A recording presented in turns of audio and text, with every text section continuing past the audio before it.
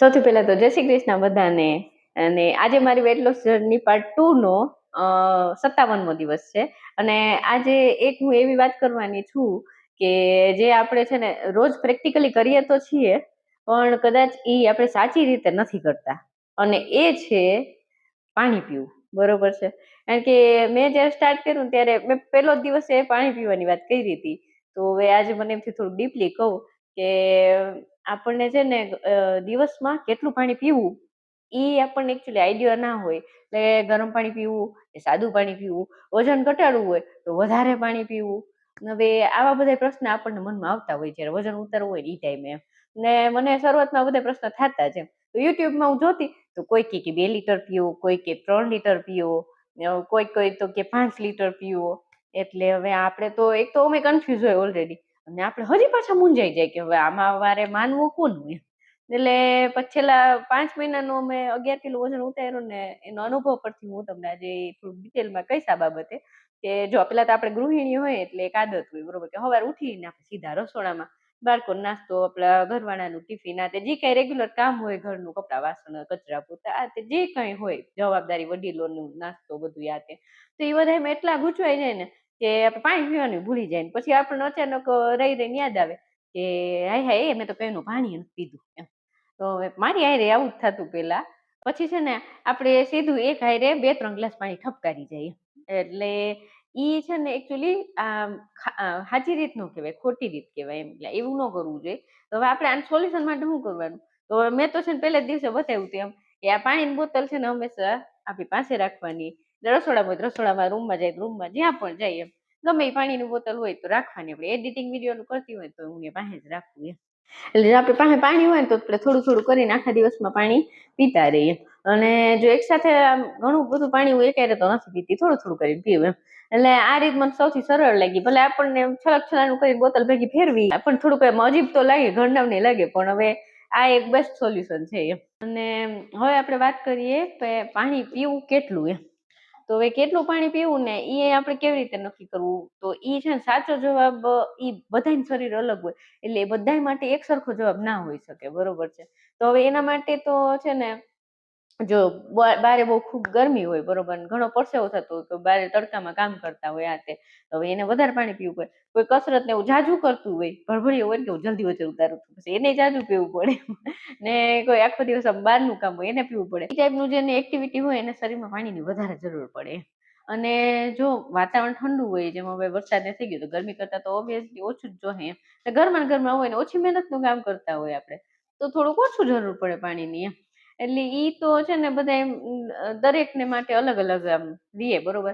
એટલે માત્ર કોઈ કઈ કીધું એટલે આપણે આમ જબરદસ્તી 5-6 લીટર કે 4-5 લીટર પાણી પી જવું એવું જરૂરી નથી. એટલે કારણ કે વધુ પાણી પીવું એ હંમેશા આપણા માટે સારું હોય એવું જરૂરી નથી એમ. એટલે હવે ઘણા મનમાં એમ થાય ગરમ પાણી પીવું કે સાદું પાણી પીવું.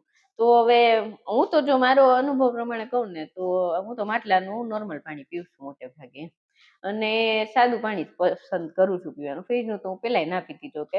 અને વધારે ઠંડુ પાણી તો હું ઓછું પીવું. ક્યારેક ક્યાંક ગયા હોય ને આપણે લીધી હોય બહારથી વેચાતી બોતલ ને પીધું હોય તો એ અલગ વાત એમ. બાકી ઘણી વાર છે ને આપણને એવું લાગે કે બહુ ભૂખ લાગી છે પણ પેલા 1 ગ્લાસ પાણી પી લો હાલ ને. તો એ પાણી પીએ ને પછી આપણને મનમાં એમ થાય ભૂખ તો નથી લાગી, આ તરસ જ લાગી હતી, પેટમાં ભૂખ નથી મને એમ. એ ટાઈપનું આપણને ક્યારેક ક્યારેક થાય. એટલે આ તો તરસ હતી એવું અહેસાસ પાણી પીધા પછી થાય એમ, કે ભૂખ નથી એવું થાય એમ. એટલે મારે આવું ઘણી વાર થતું એમ.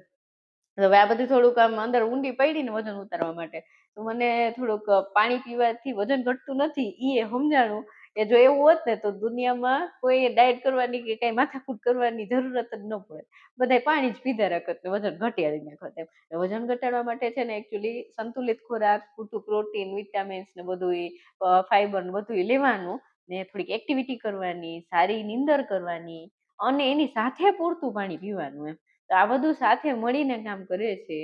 એટલે માત્ર એક વસ્તુથી ચમત્કાર થતો નથી. અને એક નાની ટીપ મારે જે મેં પેલા કીધું હતું ને એ આપી દીધી. તો એ છે કે આપણે ખબર કેમ પડે કે આપણે પાણી કેટલું પીવું? તો આપણા પેશાબનો રંગ એકદમ ઘાટો પીળો દેખાય ને તો આપણે સમજવાનું કે હું પાણી ઓછું પીવશું. એટલે આપણે થોડું પાણી પીવાનું. પેશાબનો કલર આછો પીળો કે પછી થોડોક આમ એકદમ લાઇટ હોય ને, વ્હાઈટ ટાઈપનો, ટ્રાન્સપેરન્ટ ટાઈપનો જ એકદમ લાઇટ, તો એ બરોબર છે. તો એ આપણને ખબર પડે કે નહીં હું હવે આ બરાબર પાણી પીવું છું. એટલે વધારે તો પીળો પેશાબ આવે ને તો આપણે સમજવાનું કે મારા શરીરમાં પાણી ઓછું થાય છે, હું પી લો.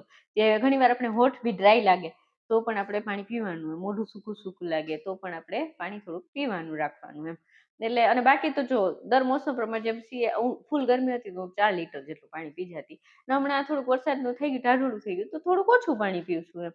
એટલે એમ થોડું ઘણું મોસમ પ્રમાણે એ બદલાવ હાલ્યા રાખે. પણ એમ કે આપણે જેમ પ્રોટીન વાળું ખાતા હોય ને તો થોડુંક પાણી આપણે રેગ્યુલર એમને પીતા હતા ને એનાથી થોડુંક વધારે પીવાનું રાખવાનું, કારણ કે આપણે પ્રોટીન વાળું વધારે ખાય ને તો કિડની ઉપર જોર પડે. તો કે આપણે તો વેજીટેરિયન તરીકે પ્રોટીન આપણું જેટલું વજન છે ને એટલા ગ્રામ ખાવું જોઈએ એકચ્યુઅલી, પણ એટલું આપણે તો પહોંચી નથી શકતા એટલે એટલું પ્રોબ્લેમ તો ના થાય. પણ ફિર બી પાણી રેગ્યુલર આપણે 10-15 ગ્રામ તો માંડ ખાતા આવું પ્રોટીન, એને બદલે હવે આપણે સીધું 50-60 ગ્રામે પહોંચાડીએ છીએ તો થોડુંક એ પ્રમાણે વધારે પીએ તો સારું એમ. અને હા, તમારા મનમાં પણ કંઈ ડાઉટ હોય, વજન ઉતારવાને લગતું કંઈ પૂછવું હોય, મનમાં અસમંજસ હોય તો મને શું કહેવાય કમેન્ટ કરજો, તો હું એનો જવાબ આપવાની કોશિશ કરીશ. અને કોઈ ખાસ વાત એ છે કે મને એમ લાગશે કે ચાલો આ બધાને થોડુંક મનમાં થતું હશે તો હું વિડીયોમાં પણ જણાવીશ. ને આપણી બધી તમારે કાકી, મામી, માસી, ફઈ જે કોઈ પણ વજન ઉતારવા માટે ઇન્ટરેસ્ટેડ હોય એવા લોકો સાથે મારો વિડીયો શેર કરજો તમને પસંદ આવે તો. અને મારી પ્રામાણિક સફરમાં તમને પણ સથવારો પુરાવો હોય તો ચેનલને સબસ્ક્રાઇબ કરીને બેલ આઇકન જરૂરથી દબાવજો, જેથી તમને નોટિફિકેશન મળે વિડીયો અપલોડ થતાની સાથે જ, બરોબર ને. મારી જર્ની પ્રામાણિક લાગતી હોય, પસંદ આવતી હોય તો એક લાઈક જરૂરથી કરી દેજો, જેથી મને પ્રેરણા મળે, બરોબર છે.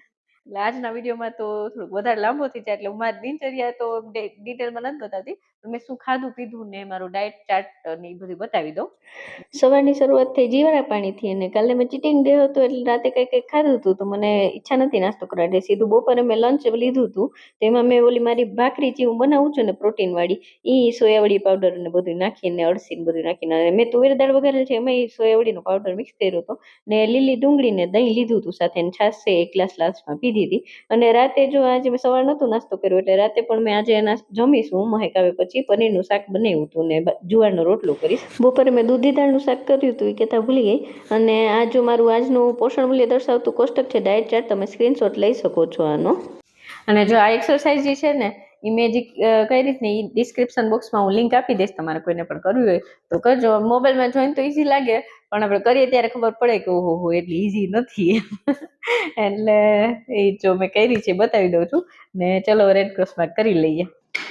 ચલો આજે 9 તારીખ જુલાઈ મહિનાની 2026 ગુરુવાર ને રેડ ક્રોસ પાર્ટી, કારણ કે આજનો દિવસ પણ મેં જેવું સોચ્યું તો એવો જ ગયો છે. અને ફરી પાછા વળી આવતીકાલે રાત્રે 10 વાગે, ત્યાં સુધી મસ્ત ચાલીને રજા આપો. જય શ્રી કૃષ્ણ. ખુદની તબિયતનું ધ્યાન રાખજો, પરિવારના બધાનું ધ્યાન રાખજો. કે બાય, જય શ્રી કૃષ્ણ, ગુડ નાઇટ.